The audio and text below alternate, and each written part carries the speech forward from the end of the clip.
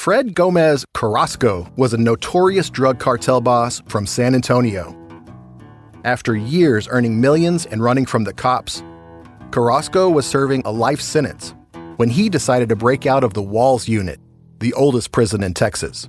Carrasco and two henchmen took over the prison library. They held teachers and librarians captive as Carrasco bartered for his freedom. Now there's only one way that these people will see the light again, and that's for you to cooperate. The standoff set off one of the worst hostage crises in American history, the 1974 Huntsville prison siege. This will be our last day to live if somebody doesn't come through and help us. They're desperate men and they mean business. He's fixing to shoot me. I'm fixing to die if you don't do something right now. And the rest of us in there are going to die too. These people don't have anything to lose and they're serious. And it's all on tape. Fred, the governor's on for you. The governor wants to talk to you. He can shove it. From Imperative Entertainment, this is Standoff. Dead or alive, I'm going out. Listen wherever you get your podcasts. This podcast is intended for mature audiences. Listener discretion is advised.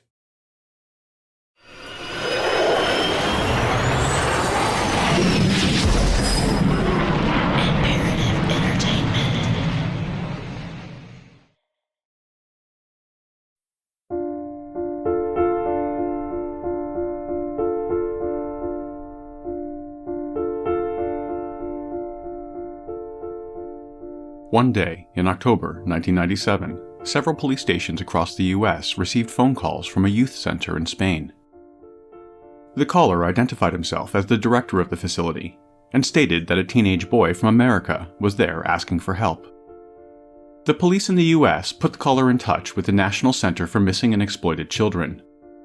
The caller from Spain went on to give a brief physical description of the boy and asked if there were any missing teenagers matching their records. The agent checked the database and provided the caller with the name of a teenage boy who had been reported missing several years earlier.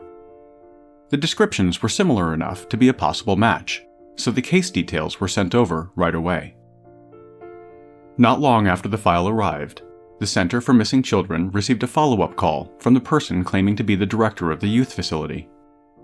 He told the agent that the missing boy in the file and the scared boy standing in his office were, in fact, the same. When the call ended, the man calling himself the director studied the missing boy's file carefully. It wouldn't be long now before he would have to convince the world that he was the missing teenager.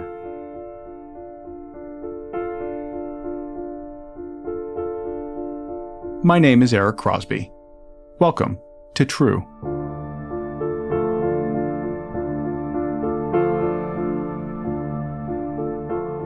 Frederic Bourdain was born in 1974, in a suburb just outside of Paris. He was a disruptive child both at home and at school, preferring to live in a fantasy world. He was raised by his grandparents until, when he was just age 12, he was sent to a home for juveniles. Years later, at 16, he ran away from another center and headed to the streets of Paris. It's there that he started to create and assume false identities. He quickly found that telling people he was a 14-year-old runaway got their attention. He also found that telling people he had been abducted and was scared and alone quickly got him sympathy. Bourdain would establish detailed backstories to go along with his false identities. Vivid stories of a lifetime of abuse and loneliness, wanting only to be safe and loved. He was quoted saying, "Every single day, every single week, every single month of my life, my only work is trying to get people to care for me. The only way I've known how to do that is being 14 years old. If you find good people, they will try to help you." He learned how to come across younger by talking quietly, slouching his back and shoulders, and sometimes wearing makeup. His walk and mannerisms mirrored a teenager, and his clothes looked the part right down to the tilt of a baseball hat. It all had to be convincing, because Frederic Bourdain would go on to spend the next 7 years pretending to be 14.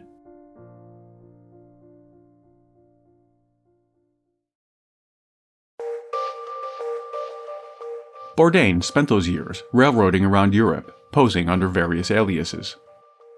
Whether he introduced himself as Alex Dole Peter Sampson or Robin Morris, he was always a lost and scared 14-year-old.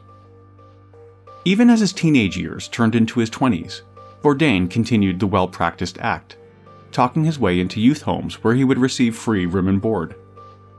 He reportedly created over 500 identities, using them to live at an estimated 150 youth shelters throughout Germany, Sweden, Belgium, and Denmark. He took advantage of so many charitable youth centers that the International Crime Police Organization, better known as Interpol, dubbed him the Chameleon. The international media picked up his story as a serial imposter, and in 1995, he even appeared on the popular French TV show Everything is Possible. My name is Frederic Bourdain. I'm a French national, and the reason I'm famous is because I've been changing identities for more than 500 times. They give me the name the Chameleon because of so many times I've changed my identities. In 1997, while posing as a teenage runaway from New York, Bourdain was questioned by authorities from the American consulate in Sweden. They quickly saw through his fictional story, and he was deported back to France. From there, the 23-year-old Bourdain headed to Spain, where it didn't take long for him to find a youth home. It also didn't take long for the supposed 14-year-old to get caught. With his real identity still a mystery, Bourdain told the judge handling his child welfare case that he was an American runaway. The judge granted him permission to use an office phone to call his parents back in the US.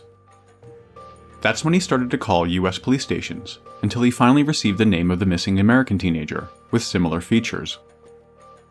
When Frederic Bourdain returned to the judge, he told her that his name was Nicholas Barclay, and that he was from San Antonio, Texas. From the file that Bourdain had received from the US Center, he learned that Nicholas Barclay had been missing since 1994, and the 13-year-old would now be 16. The file also included a picture of Nicholas, clearly showing his blonde hair, blue-eyed, all-American face. Frederic Bourdain's half-French, half-Algerian complexion was darker, and his hair and eyes were dark brown. In the picture, Bourdain could see that Nicholas had a tattoo on his hand. With little else to go on, he started the process of becoming the missing American boy from Texas. He dyed his hair blonde, and had the same tattoo inked on his hand. There wasn't much he could do about his eye color at the time, so he figured he would explain it away in the story he was developing. The story would go something like this. He was kidnapped in San Antonio and taken to Europe, where a prostitution ring abused and tortured him for years. They continuously injected him in the eyes with an unknown substance that eventually changed the color from blue to brown. His thick French accent would be explained by the fact that the gang forced him to speak only French. He took the first opportunity to escape and found himself in Spain, where he asked for help from child services. Bourdain committed the made-up story to memory and crossed his fingers, knowing full well it would be over the second the family met him in person. Given the hundreds of identities Bourdain had created in the past, this would actually be the first time he stole someone else's. But if the file had contained more detail about the family he was about to meet, he probably would have done things very differently.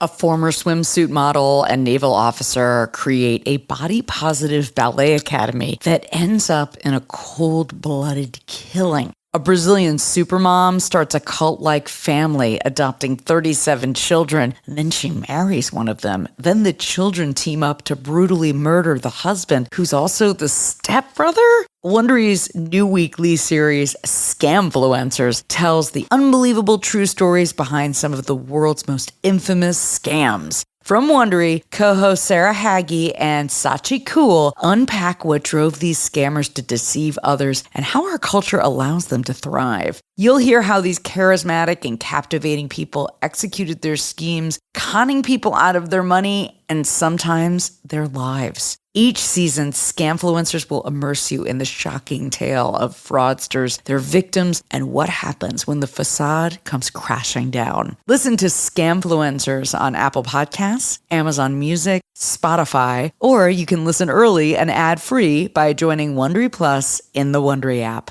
We all want love, that happily ever after feeling of finding your soulmate. What if someone not only claimed they could help you find that perfect partner, they guaranteed it? Jeff and Shalia, a young couple famous on YouTube, teach about twin flames, a deep romantic connection with your perfect ultimate partner in their videos. It's a divine love. You're designed for no one else, and they're designed for no one else. But the path to finding your twin flame isn't so simple. Those who start to doubt the group are instructed to cut ties with friends and family that are holding them back and to corner and claim their twin flame through stalking and intimidation. By the time some members are able to leave the group, they don't even recognize themselves, and the harassment to rejoin makes them fear for their safety. From Wondery, Twin Flames is a podcast about what happens when the quest for love turns into a dangerous obsession. Follow Twin Flames on Apple Podcasts, Amazon Music, or you can listen early and ad-free by subscribing to Wondery Plus in Apple Podcasts or the Wondery app.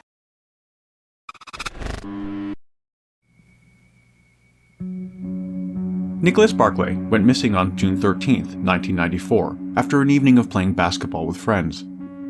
He reportedly was carrying only $5 and had no other resources that would assist him if he had run away, as some theories suggest.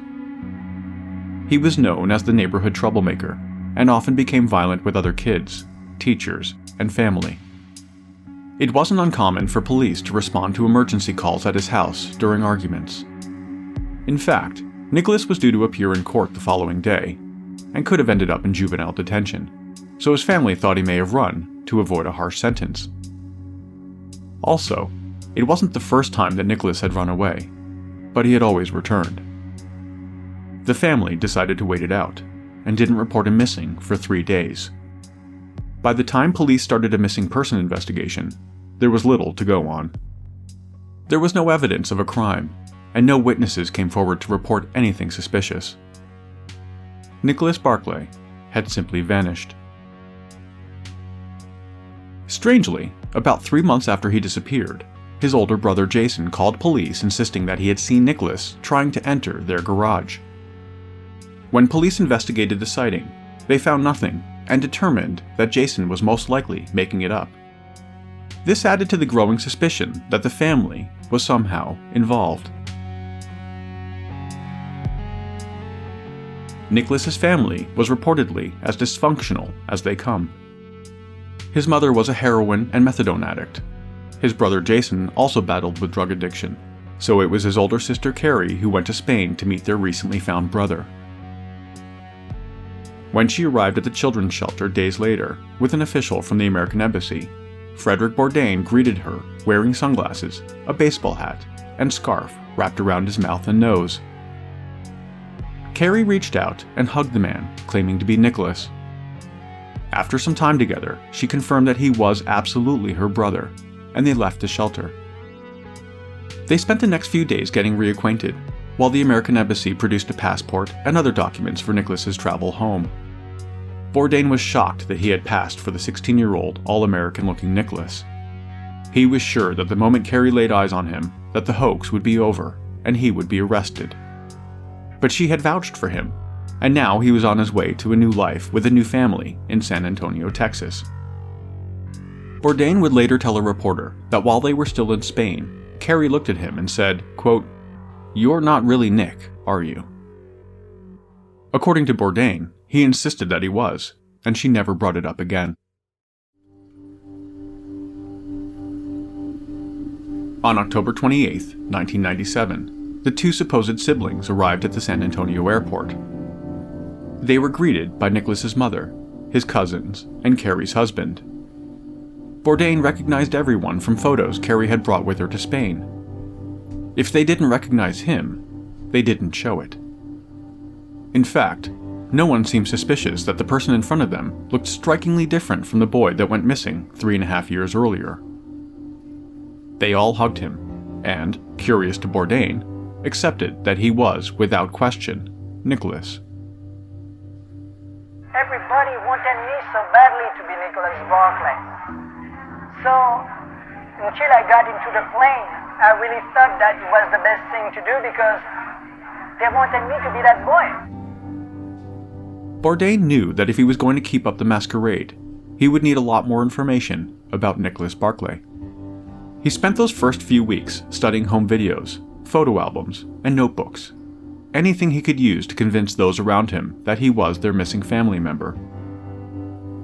He was becoming Nicholas more and more every day.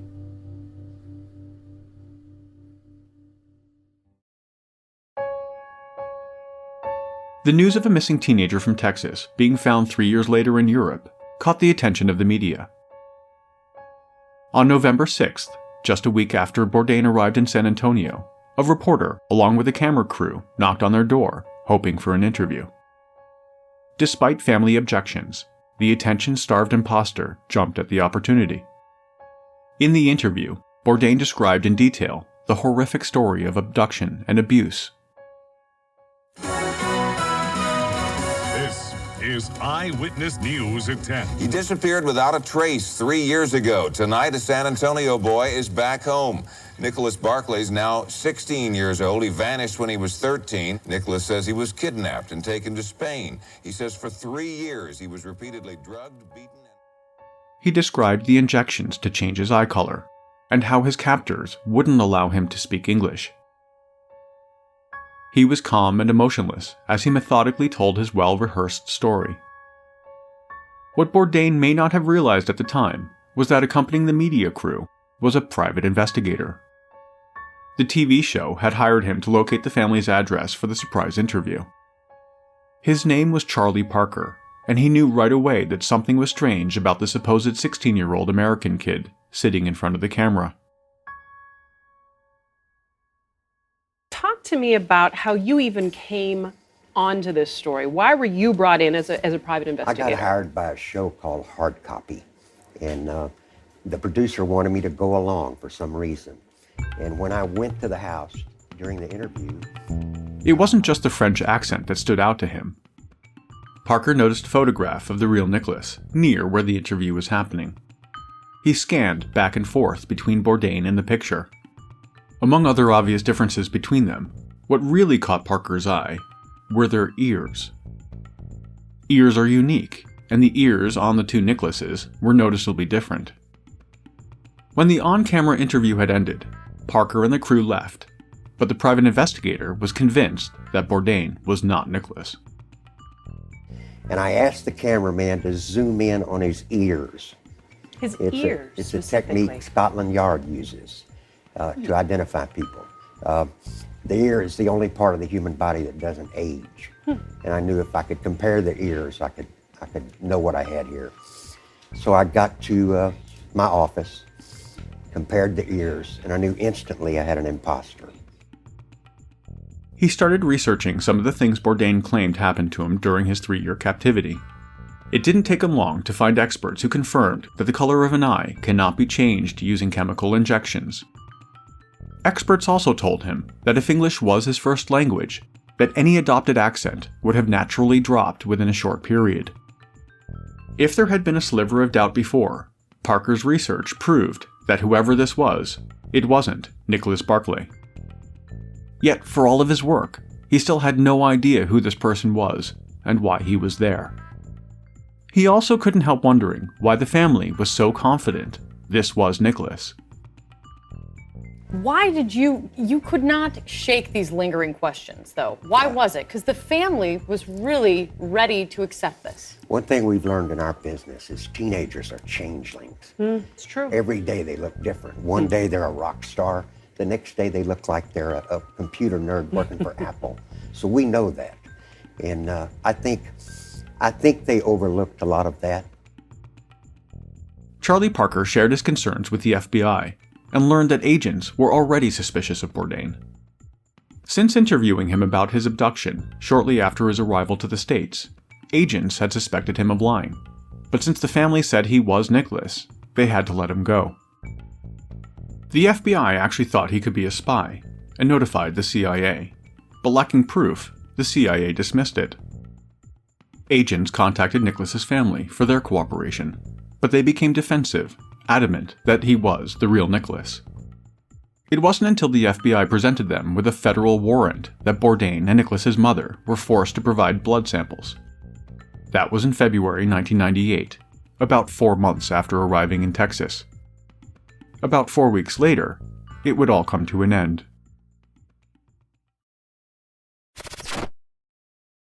Fred Gomez Carrasco was a notorious drug cartel boss from San Antonio.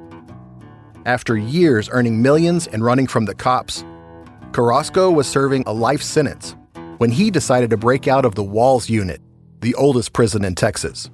Carrasco and 2 henchmen took over the prison library. They held teachers and librarians captive as Carrasco bartered for his freedom. Now there's only one way that these people will see the light again, and that's for you to cooperate. The standoff set off one of the worst hostage crises in American history, the 1974 Huntsville prison siege. This will be our last day to live if somebody doesn't come through and help us. They're desperate men and they mean business. He's fixing to shoot me. I'm fixing to die if you don't do something right now. And the rest of us in here are going to die too. These people don't have anything to lose and they're serious. And it's all on tape. Fred, the governor's on for you. The governor wants to talk to you. He can shove it. From Imperative Entertainment, this is Standoff. Dead or alive, I'm going out. Listen wherever you get your podcasts. Settle in tonight, because we are about to share with you a story so bizarre it's hard to believe it's true. The 23-year-old Bourdain from France had been playing the role of a 16-year-old from Texas for almost 6 months. He had unwittingly scammed his way into a deeply troubled family, and was now himself becoming deeply troubled. His mood worsened, and he stopped going to school. He even stole a family car and drove it to another state, eventually being pulled over and arrested. Bourdain was on the edge of an emotional and physical breakdown, and just wanted out. Nicholas's mother, who had avidly defended his identity for all this time, grew increasingly upset with his behavior. She reached her breaking point on March 5, 1998, and called Charlie Parker, admitting to him that she didn't think Bourdain was her son. She told him what had really convinced her was that Bourdain had not remembered his old grade school when they drove past it. The DNA results from the blood samples taken a month earlier would soon prove that there was no relation. The following day, authorities took Frederick Bourdain into custody. He was charged with the possession of false documents and perjury, and in September 1998, he pled guilty. The Texas court threw the book at him, equating what he had done to the Barclay family to murder. He was sentenced to 6 years in prison, a far harsher punishment than the 2 years prosecutors had asked for. While in custody, he told authorities that he believed Nicholas's brother Jason was involved in Nicholas's disappearance. He had become increasingly suspicious over the months that he had lived with them. Most may have dismissed the claims of a compulsive liar, but he found someone who agreed with him. Charlie Parker had taken a keen interest in Nicholas's case and shared Bourdain's suspicions. He believed that Jason had the opportunity, and with a history of drug-fueled violence and a hatred for his little brother, may have done something to him. The district attorney was intrigued enough to start looking into the claims. Jason was questioned and released. The investigation, however, was closed after Jason died of a drug overdose. He had been clean for years, and speculation is that it was suicide. Today, Charlie Parker continues to investigate Nicholas's disappearance, and has vowed that he'll find out what happened. This is a fascinating case. Have you ever seen anything like this in your career? The Chameleon spent 5 years in a Texas prison. He was deported to France the moment he was released, and picked up where he left off. In 2003, apparently learning nothing from his experience in the US, the 29-year-old Bourdain tried to steal the identity of a 14-year-old. The French boy, Leo Bailey, had gone missing in 1995 during a camping trip, and when DNA results showed that Bourdain was an imposter, he was arrested. In 2005, the 31-year-old Bourdain was caught living in a children's center, impersonating a 16-year-old. He was arrested again, and this time, authorities wanted to know why a grown man would impersonate a teenager. They launched an investigation which ultimately found no sign of pedophilia or sexual deviance of any kind. They found no evidence of a financial benefit and determined that his only motivation was emotional fulfillment. I was just trying to find love. I made a mistake. That was a mistake. There's no doubt. It was a mistake. I wanted my childhood back, so the only reason for me to do those things was that I needed to be accepted by some kind of family, children's home, shelter, where I could be there and I could be loved. A French lawyer in the inquest was quoted saying, "In my 22 years on the job, I've never seen a case like it." Frederick Bourdain has said in interviews that these days he's happy being himself and that he's too old to lie. One thing is for sure, the now 45-year-old Chameleon with his receding hairline, weathered face, and hardened eyes will never be mistaken for a teenager again.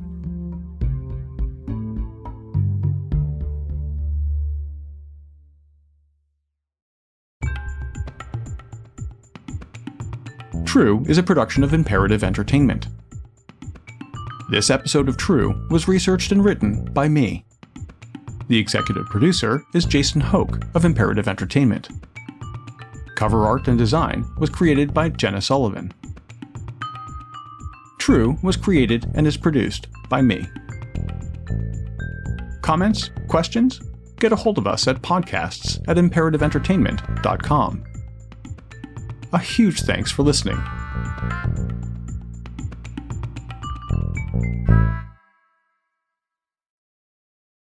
Fred Gomez Carrasco was a notorious drug cartel boss from San Antonio.